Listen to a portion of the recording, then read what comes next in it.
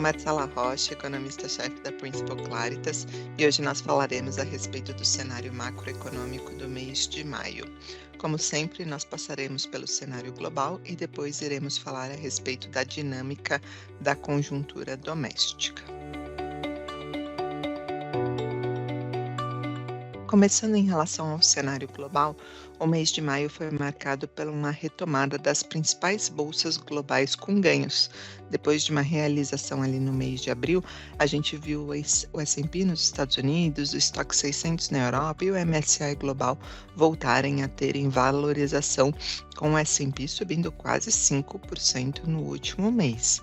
Mas além das bolsas globais terem um desempenho positivo, a gente viu um bom humor se espalhando também para a renda fixa e até mesmo para a questão do dólar globalmente. Finalmente houve um alívio naquela tendência de valorização do dólar e a moeda desvalorizou 1,5% em relação às principais outras divisas, e o 10 anos dos Estados Unidos também teve um alívio, caindo 18 bips e fechando em 4,50 no último mês. A nossa avaliação, essa melhora das bolsas novamente, mas principalmente a trégua observada no dólar global e nas taxas de juros, ocorreu por conta de uma combinação de fatores ligados aos Estados Unidos.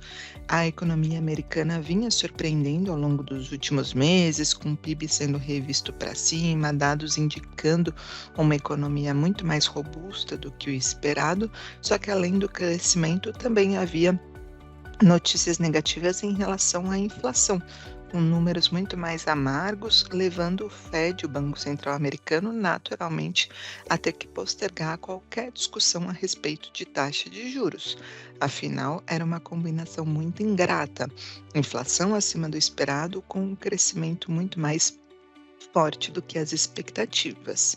Mas no mês de maio, houve uma certa descompressão dessas preocupações nos dois âmbitos, tanto no crescimento como na inflação. Apesar do PIB americano esse ano ainda crescer ao redor de 2,5%, de acordo com as nossas estimativas, finalmente nós vimos alguns números de Estados Unidos mostrando um arrefecimento. O próprio PIB do primeiro trimestre foi revisto para baixo, saindo de 1,6 para 1,3 anualizado, mas o mais importante é que nós vimos o ISM de manufatura e o de serviços recuando. Nós tivemos dados de renda do trabalho americano desacelerando, mercado de trabalho mostrando ali um balanço muito mais benigno, uma abertura de vagas reduzindo, salário moderando, taxas de contratação recuando. Não são níveis ainda que nos preocupam, não são níveis que fazem mudar a projeção de PIB e muito menos especular sobre uma recessão nos Estados Unidos.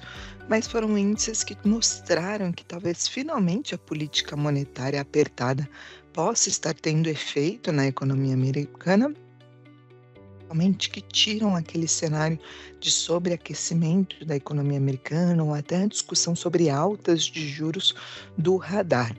E junto com esses sinais de moderação do crescimento, o mais importante é que não houve nova surpresa negativa com a inflação. Quando a gente olha o número de inflação do mês de abril dos Estados Unidos, a gente viu um núcleo, aquele índice que exclui alimentos e exclui energia, crescendo 0,3%. Essa taxa de variação ficou exatamente em linha com o que o mercado esperava, mas ficou abaixo da média dos últimos 3 meses, que tinham sido os meses ali, o período de surpresas para cima de inflação e a tendência de desaceleração praticamente abortada. Então, com esse número de inflação sem surpresas negativas, um número mais baixo que nos meses anteriores, e levando a inflação no ano contra ano a arrefecer, houve uma trégua, um alívio dos mercados de que o cenário sobre corte de juros nos Estados Unidos pode voltar a ser discutido. Claro que é um cenário ainda muito cauteloso, afinal a atividade segue forte, há uma disparidade entre vários indicadores por lá, e a inflação, bem ou mal, continua acima do 2% e até mesmo de 2,6%, que é a meta do Fed, a projeção, do Fed até o final do ano. Nesse cenário, o Banco Central dos Estados Unidos deu sinalizações através dos seus discursos de que ainda enxerga espaço para corte, mas não se compromete com o período em que esses cortes vão ocorrer e também mostra que está muito mais dependente dos dados de inflação. O nosso cenário não mudou.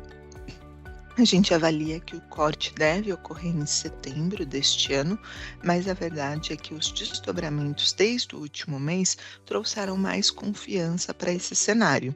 A gente ainda precisa de mais evidências, mas se a atividade seguir mostrando esse arrefecimento e a inflação parar de surpreender para cima e mostrar essa descompressão, mesmo que seja gradual, para nós isso já é suficiente para o Fed começar o corte de juros em setembro e cortar pelo menos 2 vezes este ano. Mas fora Estados Unidos, a gente também tem novidades em relação a outros países. A gente já vinha falando a respeito da divergência de política monetária dos Estados Unidos para o resto do mundo, o que fazia sentido dado todo o excepcionalismo do crescimento americano e a inflação por lá, que também estava muito acima dos outros países. Ao longo desse último mês, essa divergência do rumo da política monetária ficou confirmada. O Banco Central Europeu, como já tinha sinalizado em diversas comunicações, optou por reduzir a taxa de juros na reunião de junho em 25 bips, depois de 9 meses com a taxa de juros parada. Claro que esse corte não sinaliza que em todas as próximas reuniões o Banco Central irá cortar os juros na zona do euro, mas indicou um maior conforto com a inflação, uma necessidade de uma política monetária menos restritiva e indicou que, se as coisas continuarem desse jeito, novos cortes devem ocorrer. Não foi só o Banco Central Europeu, a gente também teve decisão do Canadá cortando juros. E nós esperamos que o Banco Central do Reino Unido também corte a taxa de juros antes dos Feds nos Estados Unidos. Esse cenário para nós traz uma tranquilidade, mostrando que o processo de inflação não é generalizado, mas a verdade é que para economias emergentes, essa divergência impõe mais desafios, porque mostra realmente o excepcionalismo americano, o diferencial de crescimento, o diferencial de política monetária e pode deixar o dólar globalmente ainda pressionado, sem ter um alívio maior, e as taxas de juros nos Estados Unidos também mais pressionadas do que no resto do mundo. Claro que um fator que poderia arrefecer as preocupações com emergentes seria relacionado à China. Mas a verdade é que, em relação à China, nosso cenário não mudou muito. As autoridades seguiram indicando ali maior disposição em fazer programas de estímulo na China, inclusive para o setor imobiliário, e medidas muito mais duras do que vinham sendo tomadas, flexibilizando regras para pagamento de compras de residência, com possibilidade de comprar parte do estoque excedente de casas ainda não vendidas. Parece haver ali uma ação muito mais clara do governo chinês em querer impulsionar esse setor imobiliário. Mas para nós, todas essas medidas ainda têm um impacto incerto e não ainda mudam as expectativas de crescimento para esse ano. O PIB do primeiro trimestre teve um crescimento melhor do que o esperado. Os dados do segundo trimestre, no entanto, apontam que essa trajetória de surpresas pode não durar, já que os PMIs por lá mostraram arrefecimento no mês de maio. Com isso, nós não mudamos nossa projeção de um PIB chinês crescendo ao redor de 5% e temos muita dúvida, na verdade, sobre a sustentabilidade desse crescimento. O setor imobiliário continua sendo a parte frágil, a gente tem questões estruturais no mercado de trabalho, risco geopolítico, que vai se acentuar com a eleição nos Estados Unidos, e tem vários setores que continuam com regulação excessiva por conta de todas as interferências do governo. Então, em relação à China, a gente ainda não vê um fator otimista para compensar todas as preocupações advindas de Estados Unidos. E em relação aos Estados Unidos, mesmo tendo esse alívio no último mês, é um cenário que ainda demanda cautela, um cenário que ainda deixa dúvidas se essa desinflação vai ocorrer, um cenário que deixa dúvidas se essa atividade vai desacelerar de fato e se o Fed conseguirá cortar. Então, podemos definir que não houve alterações no cenário global, houve um alívio por não termos que revisar novamente, alterar o cenário, mas a verdade é que o pano de fundo ainda continua de cautela e de muita incerteza no ambiente global na nossa avaliação de menor risco. Em relação ao cenário de Brasil, no mês de maio, os ativos brasileiros não conseguiram surfar essa melhora global, surfar esse alívio e tiveram um desempenho negativo novamente. Mesmo no ambiente global melhor e até mesmo com o dólar globalmente perdendo valor contra as principais divisas, o real aqui voltou a desvalorizar e fechou no patamar de 5,24. Foi o quinto mês consecutivo de desvalorização da nossa moeda. Fora isso, as taxas de juros no mercado local abriram e a gente teve queda do Ibovespa novamente, caiu 3% no último mês, acumulando uma queda já de 9% no ano. E o que explica na nossa avaliação esse desempenho de novo negativo de Brasil, mas o principal, esse desempenho relativo pior do que o resto do mundo?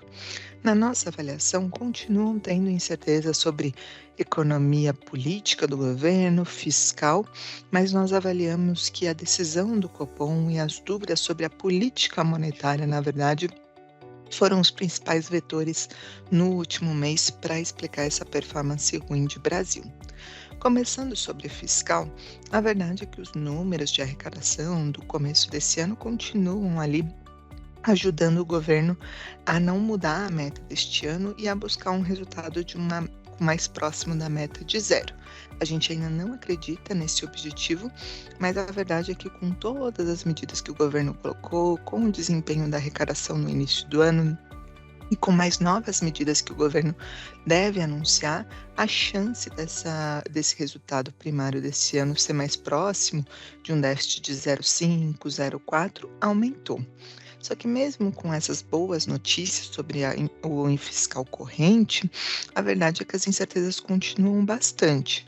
Uma das incertezas refere-se aos impactos fiscais das enchentes no Rio Grande do Sul. Além das perdas humanitárias que são irreparáveis, essa calamidade no Rio Grande do Sul vai ter impactos econômicos relevantes. E pelo lado fiscal, nós já temos alguma estimativa do que seriam esses custos. Por enquanto, o custo primário das medidas anunciadas pelo governo está de 20 bilhões de reais. É verdade que, por conta do estado de calamidade, essas medidas não vão afetar o objetivo do governo esse ano de déficit zero, mas implicam um maior endividamento do Brasil, num resultado primário pior também das contas públicas consolidado. Mas eu acho que o principal ponto dessa discussão do Rio Grande do Sul com políticas públicas é se esse evento poderia ser usado oportunisticamente pelo governo para fazer medidas populistas e para contabilizar gastos ali que não estivessem relacionados a essa calamidade. Por ora, as ações anunciadas pelo governo mostram um cuidado da equipe econômica e do governo em não permitir que essa calamidade aumente ainda mais a incerteza fiscal. Mas a verdade é que nós ainda estamos entendendo os impactos dessa calamidade e ainda é um ponto de atenção e dúvida o quanto vai ser essa ajuda ao Rio Grande do Sul e quais serão as condições que serão colocadas e se isso não coloca um risco fiscal maior. Mas fora a questão do Rio Grande do Sul, outra questão que voltou a preocupar é a ingerência política na Petrobras. Desde março, as incertezas sobre essa pauta do governo aumentaram, afinal o presidente Lula tinha impedido a Petrobras de distribuir os dividendos extraordinários e colocava ali o cargo do presidente Jean Paul Prats em risco. É verdade que ele esperou a poeira baixar, metade dos dividendos extraordinários foram pagos, mas agora, no último mês, ele finalmente decidiu demitir o Jean Paul Prats e anunciou a Magda Chambriard, ex-presidente da ANP, para assumir o cargo. Apesar da demissão do Prats não ser uma surpresa, já que vinha sendo especulada há alguns meses, o momento da mudança no comando e principalmente as razões para essa mudança, falando que o Lula tem planos ali de mudar a política de investimentos da empresa e mudar o operacional, mostra que a questão da ingerência continua ali como um grande risco. Aumenta o temor do governo poder adotar posições mais intervencionistas em outras empresas e mostra o desconforto do presidente com qualquer queda, qualquer oscilação para baixo da sua popularidade. E a verdade é que todas essas dúvidas sobre o impacto do Rio Grande do Sul, sobre se o governo vai cumprir a meta e principalmente sobre ingerência e intervencionismo, ficaram ampliadas com a última decisão do Copom. O Banco Central, em linha com o esperado, diminuiu o ritmo de queda de juros e cortou em 25 bips a Selic na reunião de maio para 10,5%. Esse é o primeiro corte de 25 bips desde que o ciclo de afrouxamento monetário começou lá em agosto do ano passado. E essa mudança, ela só foi percebida pelo mercado quando o presidente da instituição, Roberto Campos, fez um discurso aberto a todos, aberto à imprensa, lá nas reuniões do FMI de maio, falando que aquele compromisso com corte de 50 bips já não era válido devido aos aumentos das incertezas. Então, apesar do Banco Central fazer essa mudança no meio do caminho, já era de conhecimento de todos que o último compromisso, que a última fala do Banco Central não era mais válida. Por conta disso, os 25 bips já eram aguardados, afinal a incerteza não tinha diminuído, seja no global, como nós comentamos, seja questão de política econômica, de fiscal e, claro, de crescimento e inflação. Então, a decisão foi esperada, mas o que surpreendeu bastante foi o placar dessa decisão. Foi um placar dividido por 5-4, 4 membros ainda votaram por manter o ritmo anterior de queda, que era de 50 bips. E essa divisão, ela trouxe custos, porque além desses 4 membros terem sido os membros que foram indicados por esse atual governo, a justificativa deles para esse dissenso mostrou na nossa avaliação fragilidade, porque eles justificaram que queriam manter o ritmo anterior para não ter ali uma perda reputacional do compromisso que o Banco Central tinha feito através da sua comunicação. Nós sabemos que a comunicação do Banco Central é muito importante, mas na nossa avaliação não tinha um custo reputacional, já que o presidente, em outras oportunidades, já tinha falado que o guidance, que esse próximo passo do Banco Central, estava em aberto dependendo da evolução das incertezas. Então, essa fragilidade na justificativa, junto com a coincidência de todos esses membros serem indicados pelo atual governo, levou a um questionamento sobre qual que será o rumo da política monetária a partir do ano que vem, quando o presidente Lula fizer a indicação não só do presidente do Banco Central, mas como de mais 2 membros. Afinal, já há uma dúvida sobre como uma transição ocorre nessa nova lei da autonomia do Banco Central e justamente nesses casos em que o presidente atual usualmente critica o Banco Central, usualmente discorda da inflação de 3% e parece se mostrar muito mais leniente com a inflação. Então, essa decisão, esse dissenso teve um custo. Mesmo o Banco Central reduzindo o ritmo, mesmo o Banco Central não se comprometendo mais com cortes, mesmo o Banco Central escrevendo uma ata que é um gabarito totalmente duro, todos os pontos ali de preocupação com o global, com a atividade, expectativas, mercado de trabalho, mesmo com essa comunicação, o saldo foi negativo, porque a incerteza sobre como será a condução dessa política monetária o ano que vem levou as expectativas a deteriorarem ainda mais. Já não estavam ancoradas, e agora expectativas não só para o ano que vem, mas até para 2027, passam a subir e encontram-se mais perto ali de 3,60 e 3,70. Na nossa avaliação, todo esse ruído de comunicação num ambiente global que já era mais adverso faz com que o Banco Central não tenha mais espaço para cortar os juros. Os 5 membros que já estavam vendo aumento de incertezas, na nossa avaliação, vão ver o cenário ainda pior na próxima reunião e vão optar por não ter mais cortes. E aí os outros 4 membros que votaram por os 50 bips, a gente acha que eles estão ali presos numa armadilha. Se de fato eles estão preocupados com a inflação, se de fato o dissenso foi por um motivo pontual de comunicação, Essa é a oportunidade que eles têm de se mostrarem preocupados com a inflação, de se mostrarem alinhados com o que foi escrito na ata e, portanto, eles também deveriam votar ali pelo encerramento do ciclo de corte de juros.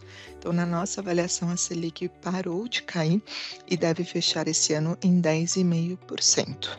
Mas claro que fora toda essa confusão do dissenso, também houve, na nossa avaliação, novidades, principalmente em relação à atividade, que trazem mais conforto para o Banco Central não cortar mais os juros. É verdade que a calamidade no Rio Grande do Sul vai impactar negativamente o crescimento, principalmente no segundo trimestre, mas as últimas notícias ainda nos dão conforto de que o PIB esse ano pode crescer 2%. Primeiro que o PIB do primeiro trimestre veio um pouquinho melhor, cresceu 0,8%, com uma composição muito forte, investimento acelerando e consumo das famílias crescendo 1,5%. Mas o mais relevante são as notícias do mercado de trabalho. Os pilares para o consumo já eram positivos: inadimplência caindo, crédito andando, renda real crescendo, criação de vagas fortes. Mas os últimos dados indicam até uma aceleração desses pilares para o consumo. Se a gente olha concessões de crédito melhorando, se a gente olha saldo do CAGED num patamar rodando acima de 200 mil e o desemprego sem parar de cair, com os salários reais voltando a acelerar. Na nossa opinião, isso tudo leva a perspectivas favoráveis para o consumo e compensam, em parte, o risco vindo de atividade no Rio Grande do Sul e, portanto, mantém a nossa projeção em 2,1. Sobre a inflação corrente, ali tem boas notícias para o Banco Central. A gente viu os últimos dados de inflação como alívio, números que vieram abaixo do esperado, mas principalmente os núcleos ali, os serviços subjacentes, não trazendo uma piora. Isso é uma boa notícia, o patamar continua sendo de desinflação aqui no Brasil, mas a gente acha que essa melhora não é comemorada. Primeiro, por conta da inflação nos próximos meses, também pressionadas pelo efeito do Rio Grande do Sul, que vai puxar principalmente alimentos, mas o fator predominante são as expectativas. De pouco adianta a inflação corrente favorável se isso não bate em expectativas que continuam sendo ali afetadas por outros eventos. Então, essa é a nossa avaliação do cenário de Brasil, um cenário que já não permite queda de juros esse ano, e um cenário com um aumento de incerteza. Não só por conta de como será a condução da política monetária no ano que vem, mas um cenário ainda de dúvidas sobre a política econômica do governo, se as regras fiscais vão ser respeitadas, se não vai haver oportunismo político em situações de calamidade e, principalmente, como haverá reação a qualquer queda de popularidade ou qualquer risco ali da presidência, já que a gente vê interferência, por exemplo, já na Petrobras. E a má notícia é que, com tantas incertezas num cenário já global nebuloso, isso atrapalha os nossos ativos de risco. Na nossa avaliação, precisaria de uma melhora no cenário global e de uma melhora em relação à agenda do governo e redução dos ruídos sobre a condução de política monetária. Esse foi o nosso cenário do mês de maio. Quaisquer dúvidas, a nossa equipe econômica e a nossa equipe de comunicação estão à disposição. Obrigada a todos e até o próximo mês.